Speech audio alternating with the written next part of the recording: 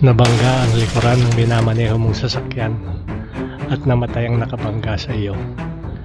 May kasalanan ka ba?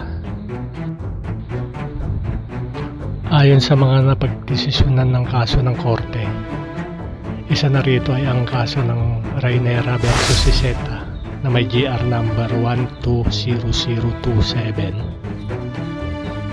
Sinasabing ang mga driver ng mga sasakyang tumatama sa likod ng ibang sasakyan ay tinuturing na sanhi ng aksidente, sa kadahilanan na ang driver ng likod na sasakyan ang may ganap na kontrol sa sitwasyon dahil nasa kanyang posisyon ang pagmasdan ang sasakyang nasa harap niya.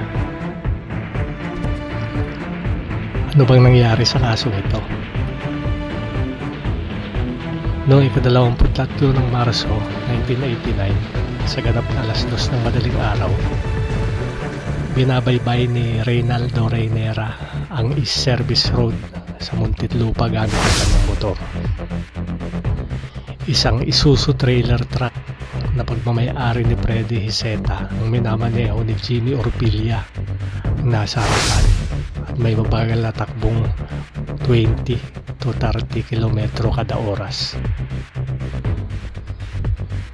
Nabangga ni Raynera ang likuran ng truck at siya ay namatay. Sabi ng kanyang pamilya at ayon na rin sa investigasyon ng mga pulis, ay wala kasing tail lights o ilaw sa likod yung truck.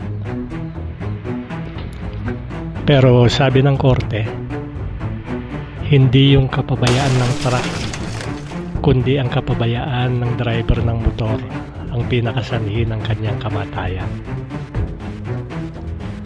Tanong ko ngayon sa inyo, kapag sinabi ba ng korte na walang kasalanan ngunit ikinulong pa rin, meron bang pananagutan ng nagpakulong?